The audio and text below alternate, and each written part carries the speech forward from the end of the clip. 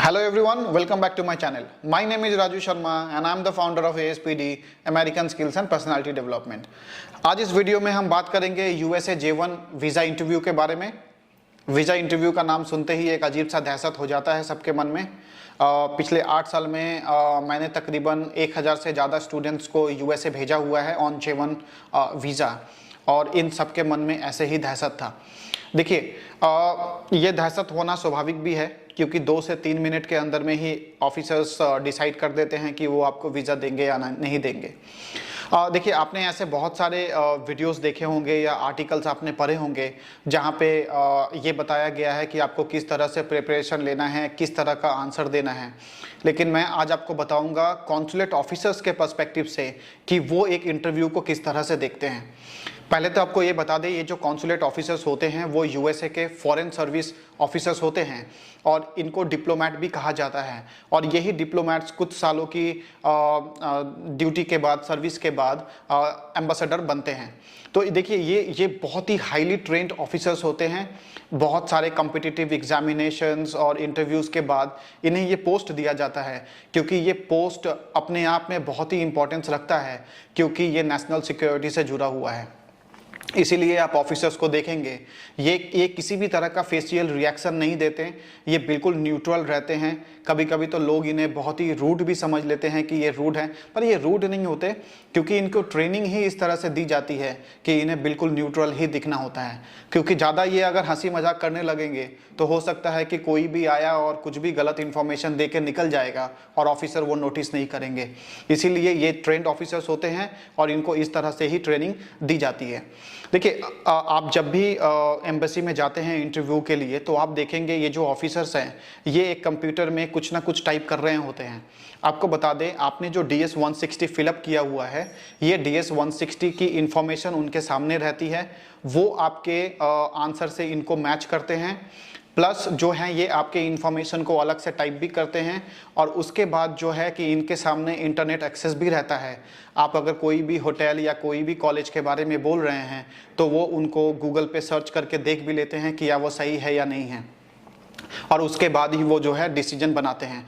Generally आप जब interview start कर रहे हैं तो उसी 1 से 1.5 मिनट के अंदर में ही ये अपना डिसीजन बना लेते हैं कि आपको वीज़ा देंगे या नहीं देंगे। पर ये जो इंटरव्यू है 3 से 4 मिनट तक भी चल सकता है। कभी कभी आप ये सोच रहे होंगे या आप अभी सोचते होंगे कि ये 3 से 4 क्वेश्चन में ही किस तरह से डिसाइड कर लेते हैं कि इनको वीज़ा देना है या नहीं देना है। देखिए, ये जो ऑफिसर्स होते हैं ये वर्बल और नॉन वर्बल कम्युनिकेशन दोनों पे ध्यान देते हैं। कभी कभी ऐसा भी लगता है कि मैंने आंसर तो सब सही दिया था, जो उन्होंने क्वेश्चन पूछा मैंने सब दिया आंसर, पर फिर क्यों इन्होंने वीज़ा रिफ्यूज़ किया। उसका एक वजह ये भी हो सकता है कि आपके जो वर्बल कम्युनिकेशन है, जो नॉन वर्बल है, दोनों में कोऑर्डिनेशन नहीं था। ये बहुत ही इम्पॉर्टेंट एक पॉइंट है, क्योंकि ऑफिसर को ऐसा लगा कि आप बोल कुछ और रहे हैं और आपका बॉडी लैंग्वेज कुछ और बता रहा है। तो इसकी वजह से जो है वीज़ा रिफ्यूज़ वो कर सकते हैं। अगर आप जिस पर्पस से जा रहे हैं वो पर्पस आप क्लैरिफाइड नहीं है, अगर आपको मान लीजिए कि कुछ भी पूछा जाए होटल के बारे में, आप कहाँ पे जा रहे हैं, कौन से लोकेशन के बारे में जा रहे हैं, और आप उसको आंसर देने में हिचकिचा रहे हैं या किसी तरह से नर्वस फील कर रहे हैं, तो ऑफिसर उसको ये पकड़ सकते हैं कि आप जो हैं इस प्रोग्राम को लेके सीरियस नहीं हैं। तो आपकी आंसर किसी भी तरह से गलत इंफॉर्मेशन ऑफिसर तक ना पहुँचाए, क्योंकि एक तो आप टेंशन में हैं, ऑफिसर को ऐसा ना लगे कि आप जो हैं कि आपका पर्पस ही गलत है जाने का।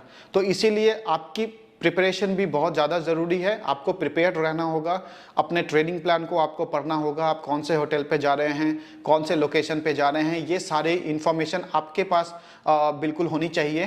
क्योंकि जब ऑफिसर पूछे, ज़्यादा वक्त है नहीं उनके पास, 2 से 3 मिनट से ज़्यादा वो आपको दे नहीं सकते। इसीलिए जो भी वो क्वेश्चन पूछे आप एकदम स्माइल करते हुए, अच्छा बॉडी पोस्चर रखते हुए आप जो है रिप्लाई कीजिए, और उम्मीद है कि वो जो है ऑफिसर वीज़ा आपको इशू करेंगे। देखिए, ये जो वीज़ा ऑफिसर होते हैं ये जनरली एक कंट्री में 2 से 3 साल ही रहते हैं, या ज़्यादा से ज़्यादा 4 साल रहेंगे। उसके बाद ये दूसरे कंट्री में ट्रांसफ़र कर दिए जाते हैं। तो ये ऑफिसर जो होते हैं घाट घाट का पानी पिए हुए होते हैं। तो आप अगर सोचेंगे कि कोई भी एक गलत इन्फॉर्मेशन दे के आप निकल जाएंगे, तो ऐसा होने वाला नहीं है। देखिए, किसी ने मुझसे ये भी पूछा था कि क्या डॉक्यूमेंट्स ना होने की वजह से वीज़ा रिफ्यूज़ होती है।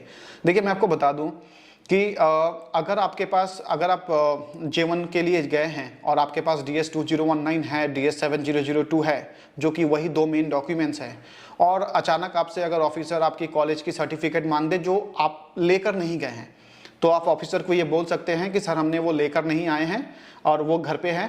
तो ऑफिसर जो है एक फॉर्म देते हैं जिसका नाम है 221G, और उसमें वो टिक रहता है कि उनको कॉलेज का सर्टिफिकेट चाहिए। अब क्या होता है कि वो जब कॉलेज का सर्टिफिकेट आप लेकर आएंगे और आप जहाँ पे बायोमेट्रिक दिए हैं, बायोमेट्रिक सेंटर में आपको जमा कर देना है, और उसके बाद कुछ दिनों में जो है आपकी वीज़ा आ जाती है।